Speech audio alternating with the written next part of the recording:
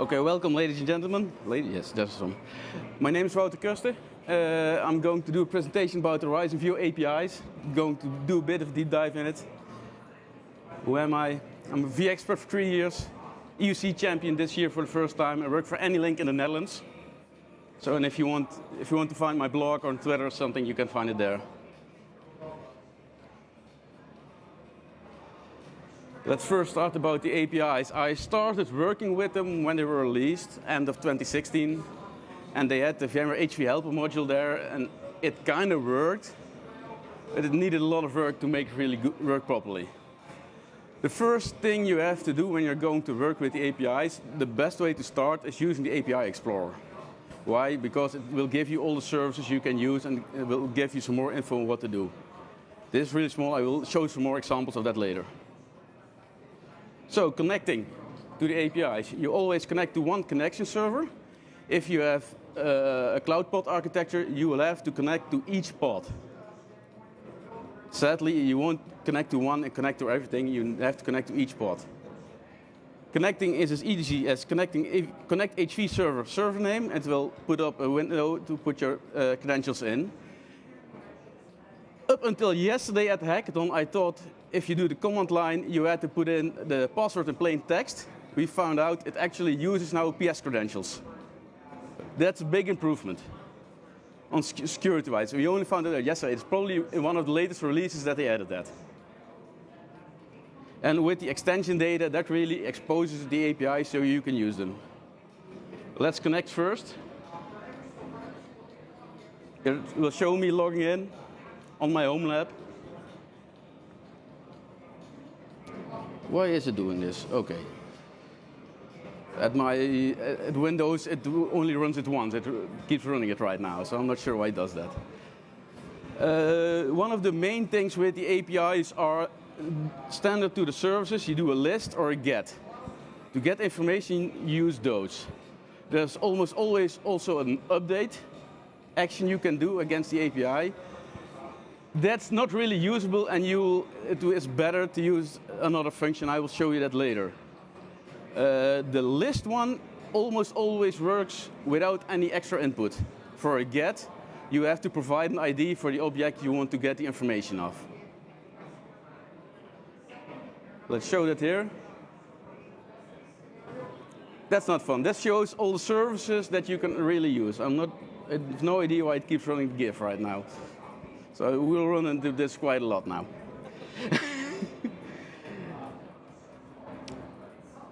Here's me getting license information. This is a really easy one. It gives the get and the list for license. This is not fun. It shows you, if you do the get method on it, it will show you what actions you can use. With license, you can only put a set and a get. And it will show you one license. Yeah, with a get, it will show you the license, not the complete license key, but all the functions that you have in the Java console. It will show it here and there as well. And if you want to set it, yeah, with the set, you have to put in the license key you have, and it will set it. It will not give any information back to you. That's why we're using the HV Helper module, because then you will get actually some information back. I'm not sure if this is in there yet, but I might be building it. And now with a get, it will show it anyway. We're going to do a bit deeper now with the virtual sender. Yeah, it really sucks. The virtual sender, it has some more options, get, set, and different things. If you do a set, you will have to provide a service pack. You have to give all the information. This is really a lot that you have to give, because you also have to give all the how many desktop provisioning can be done at the same time. First, I will do a list. Yeah. And then I will do a delete. Oh, I will first put the virtual center in an array. I will select the first one, and I will actually delete the virtual center, and I will be adding it later on back. Yeah, now it's deleting the old virtual center. You can see that I put the .id because it always needs the ID for the virtual center. It doesn't use a name, it needs IDs.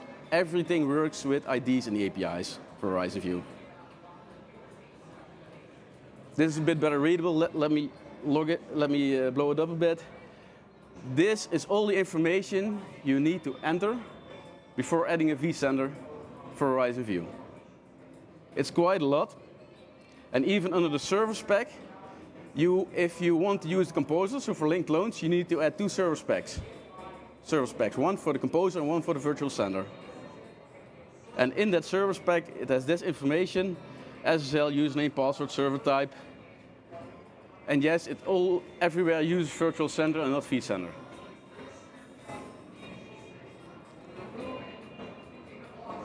And the password you need to use there, it isn't plain text, it is a VMware HV secure string.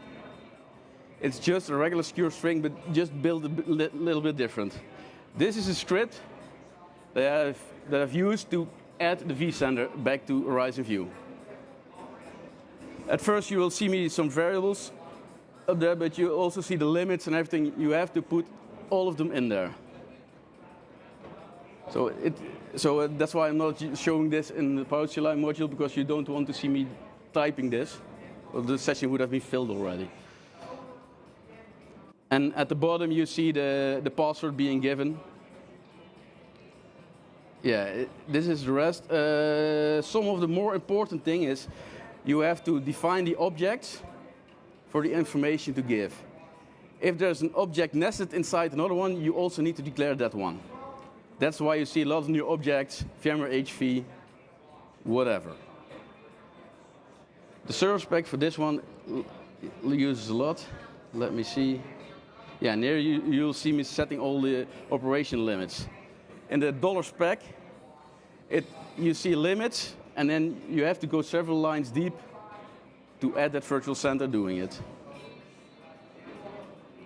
And in the end, it just uses the $spec variable to put it all in, and it will actually add it. You will see it right here.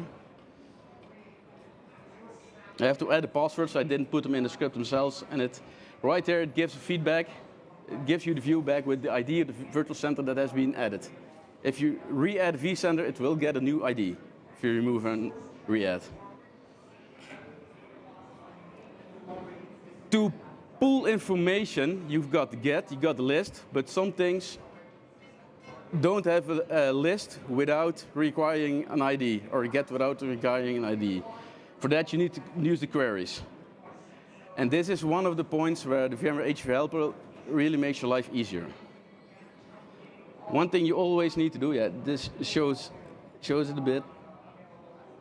If you go to the API Explorer, up left you have the query servers. And then down there you can see the objects you can query. I'm showing one of the new ones over here, the Event Summary View. This was added in the latest Powershell version, 10.1.1. They added Event Summary View. Previously, if you wanted to pull events from the HV helper, you had to put in the database password and everything. That's not needed anymore. You can finally get the events directly without using the password. I haven't edited the VMware HV helper for that yet, because if you're an older Powershell version, you still need to do it that way. I've tried it on older versions, it doesn't work, sadly. And that also shows what is one of the problems with the APIs. I'm 100% sure that there are more options and more data to be pulled, but it's not published yet in the APIs. They opened this for the new for 7.5 for the helper, for the help desk module, for example. They've opened up some more information to pull that information, and probably also for the jump server. And here it shows what filters you can put on those on the query for the event. So you can put on severity, on date, the last, that amount, and everything. Let's see what it actually does. Yeah, it will blink a bit. At first, I connect to the query servers, make a variable for that. Then I'm going to create a definition And in the definition, I said entity type, event summary view, because that's the service I want to pull information from. And the bottom one, normally after that it runs, it will show you, you have to connect to, you have to give the services you're connecting to, so the server, and the definition for the query you're going to do. Here it runs it. What you now get back is several objects, and the results is the most important one, because the information is in there. And right here it only shows the number for the event. But if we put the results, you see this. The most important one here is event names data. Of the event data. If you put it, I will put this in a variable. And if I do a select object, and I'm probably going to expand property data, and the last one, it will show 1. This is one of the few times that I actually use select object and expand view, of expand property. Why? Because it's often needed to go several levels deep, and for every level you have to do select object and expand property. It works better if you put it between brackets, point, and then you build it out from there.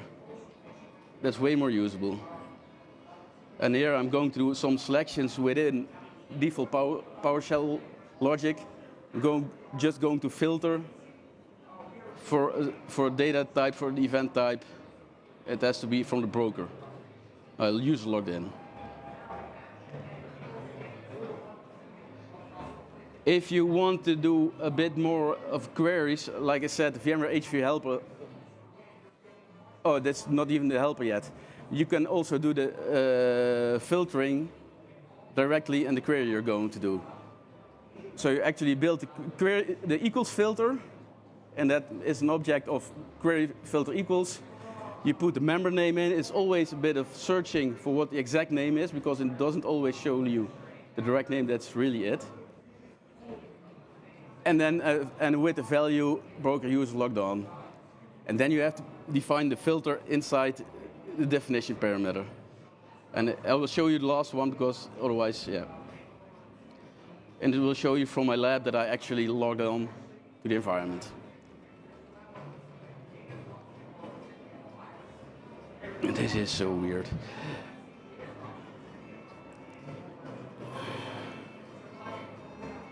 Okay. Yeah, and you can combine several filters. So this is for severity. It filters on severity, it filters on event type. You can combine several things. So yeah, if you see it good, it will only show those that are filtered.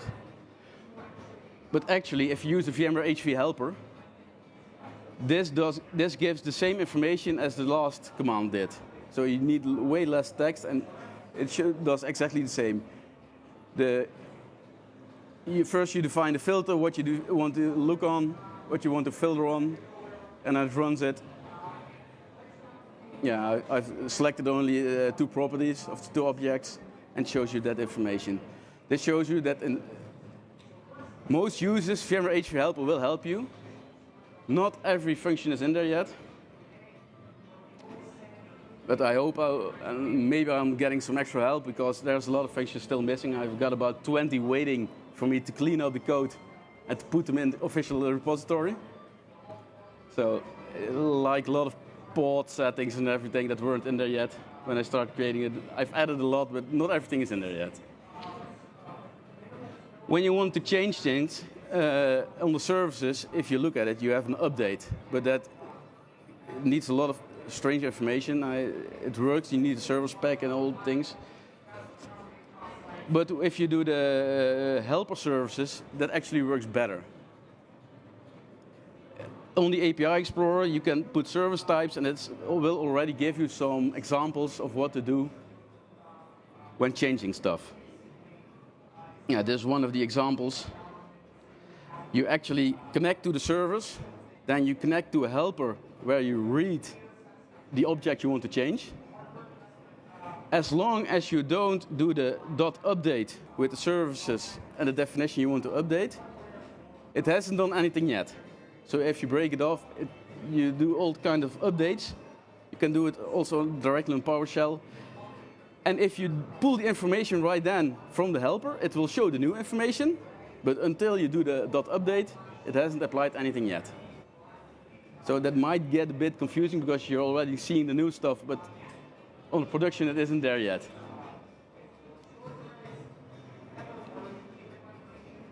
Okay, this with a pod underscore list, it shows all the pods that are in the environment. And what I'm going to do is, I believe, is rename one of the pods.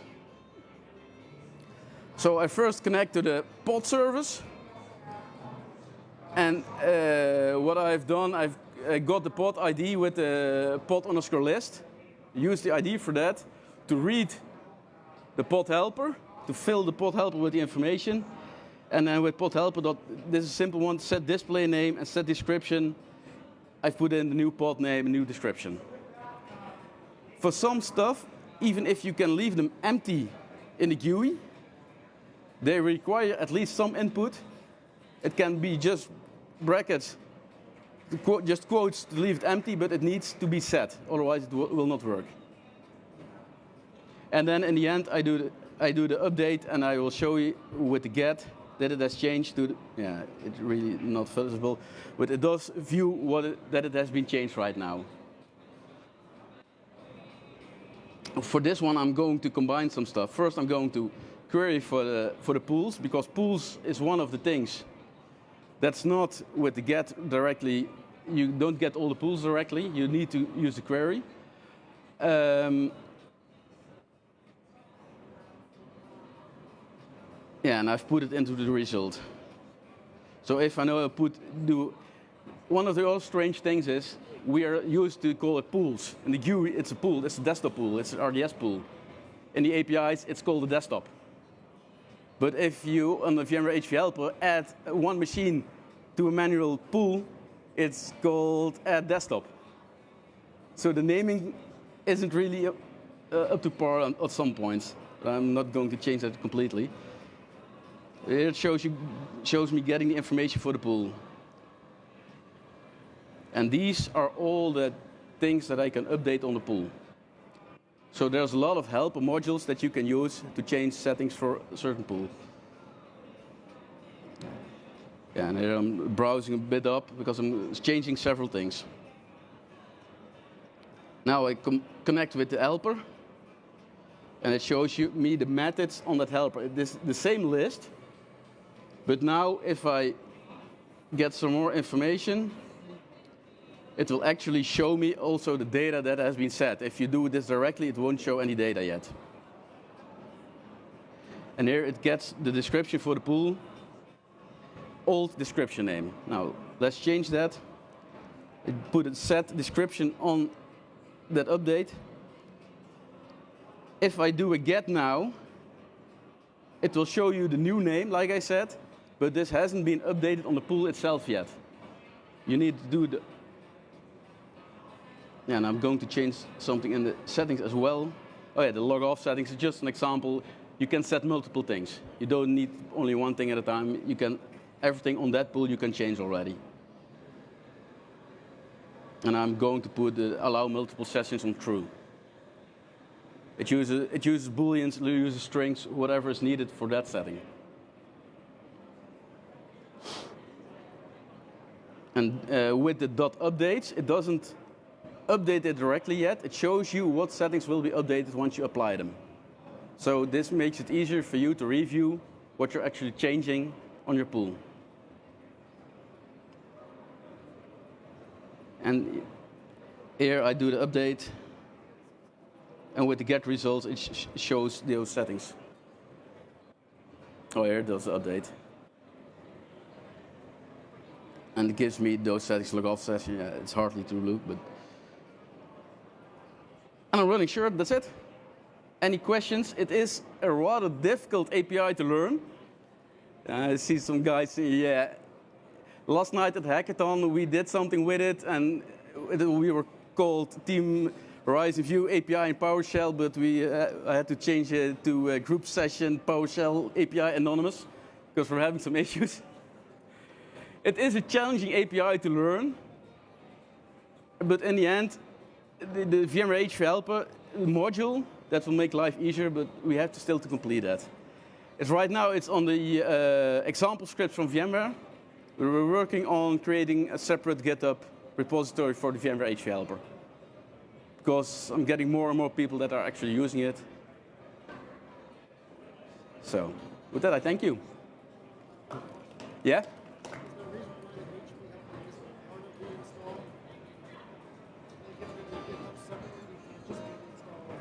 No, it's a community-maintained module, and they don't want to put that directly in the Powershell CLI. But okay, I have to repeat the question. The question was, why isn't it in the official Powershell CLI module for Horizon View? At VMware, they decided to put it in a public repository so other people could also maintain it. And I'm actually thankful that they did that, because at some point there was one commandlet to pull information about sessions, and the only thing it did was return the amount of current active sessions.